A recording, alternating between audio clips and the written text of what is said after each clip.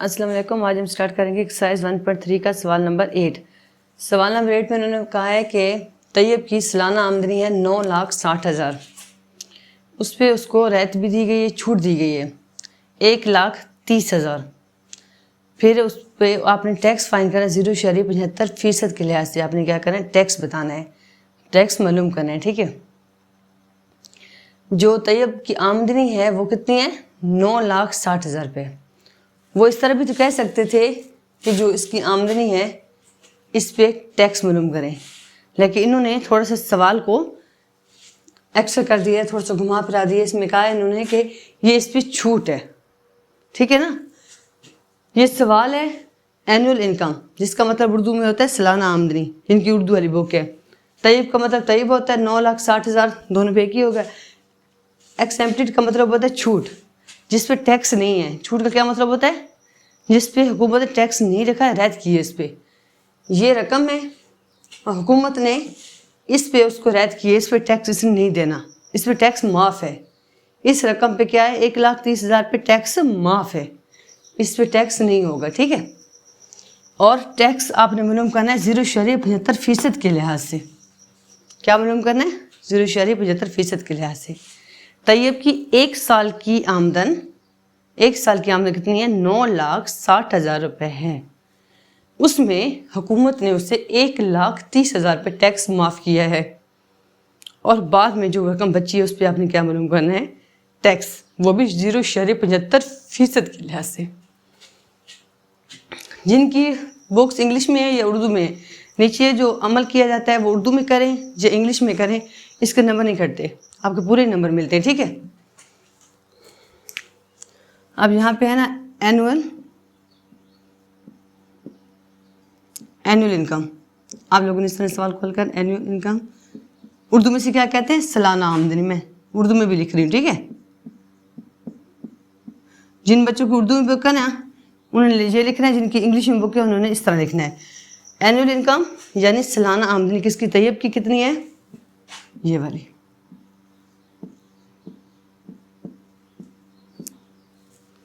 ये बात याद रखना, दो बातें इकट्ठी नहीं लिखनी, एक लिखनी, या तो ये लिखना है आपने या तो ये लिखना है। ठीक है, जिनकी उर्दू वाली बुक है उन्हें सालाना आमदनी लिखनी है, जिनकी इंग्लिश वाली बुक है उन्हें एनुअल इनकम लिखने हैं। इसके बाद छूट कितनी रकम पे थी, एक्सेम्प्टेड यानी कि छूट कितनी रकम पे थी, ये कहते हैं छूट। कितनी रकम पे थी, ये थी 1,30,000, ये हो गई। इसके बाद हमने क्या करना है, काबिल टैक्स। काबिल टैक्स इधर लूँगी पहले।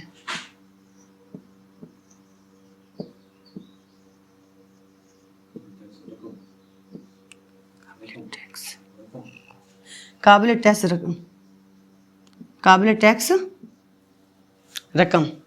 काबिल टैक्स रकम का क्या मतलब होता है, जिसके जो रकम आपके पास बची है जो टैक्स के काबिल है, जो रकम टैक्स के काबिल है उस पर टैक्स लगाना है। ठीक है, अब वो तो सारी रकम थी ना, सारे पे तो टैक्स नहीं लगना, बीच में माफ़ भी तो हुई है ना।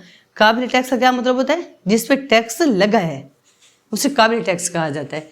इंग्लिश में क्या कहा जाता है इसे, टैक्सेबल इनकम।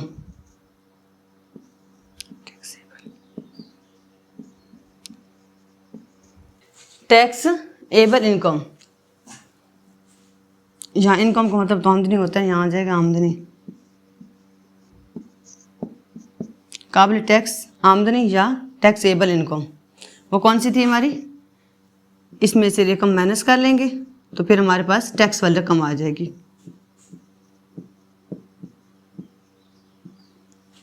ये रकम है ना, इसमें से माफ़ की रकम निकाल लेंगे तो टैक्स वाली जो रकम बच जाएगी, जिसके काबिल टैक्स, जिसके ऊपर टैक्स लगा है।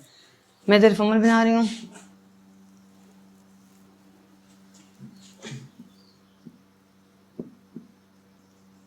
नौ लाख 60,000, 1,30,000, ये हमने माइनस करने हैं।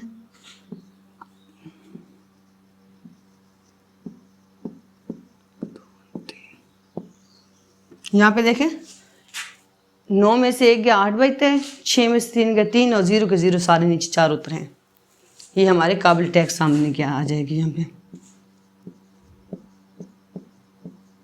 जिस पे टैक्स लगा है, काबिल टैक्स आमदनी। इन दोनों में से एक साइड आप लोगों ने लिखनी है, ठीक है ना। ये नहीं पेपर में दोनों लिख दिए मैंने, इसलिए लिखा कि उर्दू वाले बच्चे तो इस साइड को लिखेंगे, इंग्लिश वाले बच्चे तो इस साइड को लिखेंगे, ठीक है। अब हमने क्या करना है, टैक्स मालूम करना है। क्या करना है, टैक्स, इनकम टैक्स। क्या मालूम करना है, इनकम टैक्स। वो किस तरह होता है, यहाँ पे आप लगाना है ये वाला रकम ज़रब 0.75% के लिहाज से। इन दोनों को मल्टीप्लाई करेंगे ना, जो उन्होंने खुद टैक्स की रकम दी है, तो हमारा क्या आ जाएगा, इनकम टैक्स आ जाएगा। सबसे पहले आपको इस बात का पता है, ये जो फीसद की अलामत होती है ये वाली, ये 1/100 के बराबर होती है, ठीक है। मैं इस सारों को रेस करके इधर से लिखती हूँ कि यहाँ से हमारा अमल शुरू हो रहा है, सही है ना। यहाँ से हमारा अमल शुरू हो रहा है, ये मैं ऊपर से स्टार्ट करती हूँ क्योंकि ये सवाल बहुत अहम है, ठीक है। यहाँ पे मैंने हल किया तो कुछ मुझ हो जाएगा। इनकम टैक्स को इंग्लिश में भी इनकम टैक्स कहा जाता है। यहाँ पे हमारी रकम थी 0.75%। मैंने क्या कहा है, जो फीसद होते हैं किसके बराबर होते हैं, 1/100 के। फीसद किसके बराबर होते हैं, 1/100 के, ठीक है। तो आपने क्या करना है, फीसद की जगह इसकी वैल्यू डाल देनी है।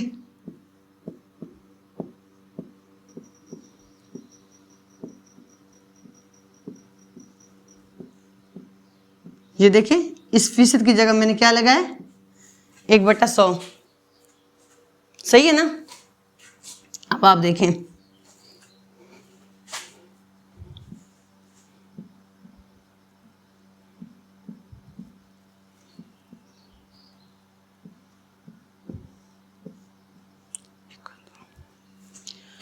जब इशारे को ख़त्म किया जाता है, इशारे वाले रकम को जब इशारे को ख़त्म करते हैं तो इशारे की जगह आता है 1। ये इस इशारे की जगह मेरा आ गया 1। तो इशारे के बाद रकम को गिना जाता है कि कितनी रकमें हैं। जैसे मैंने गिना है 1 और 2, इशारे के बाद मेरी सिर्फ 2 रकम है, 1 2, तो मैंने 2 0 लगा दिए। इशारे की जगह 1 आता है और इशारे के बाद जितनी रकम होती है उतने 0 आते हैं। 2 रकम थी मेरी, 2 लिखने के बाद मैंने ये 2 0 डाल दी।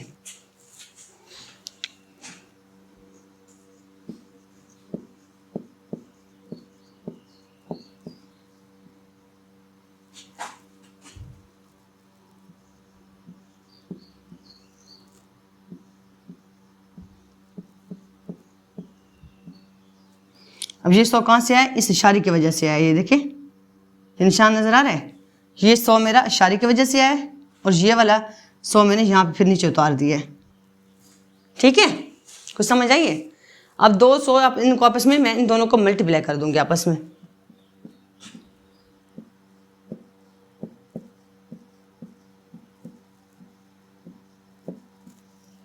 ये मेरे हो जाएंगे 4 0।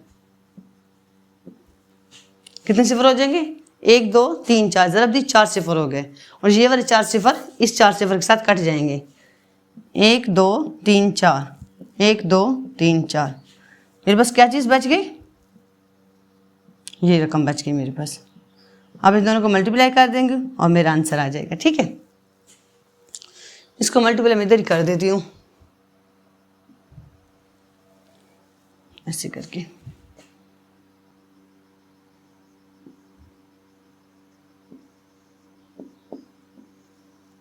तीन 5 15, 5 लगा, 1 लगा हासिल, 7 3 21 और 1 हासिल वाला 22। फिर इसे रेस कर देना है, ठीक है ना, ऐसे करके।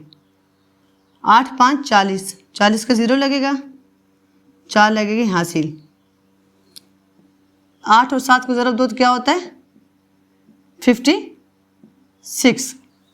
इसमें जब 4 हासिल डालोगे तो 60 हो जाएगा, सही है ना।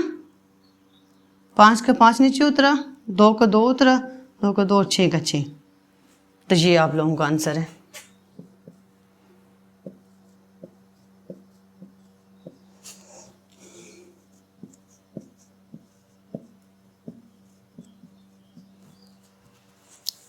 इन दोनों को ज़रब दिए तो ये आंसर है, ये आप लोगों का आंसर है। ठीक है, सवाल था आपका कि तैयब की सालाना आमदनी 9,60,000 रुपये है और हुकूमत ने उसे 1,30,000 रुपये छूट दी है, यानी उस पर टैक्स उसका माफ़ था। छूट का मतलब होता है टैक्स माफ़ हो जाना, उस पर टैक्स नहीं था।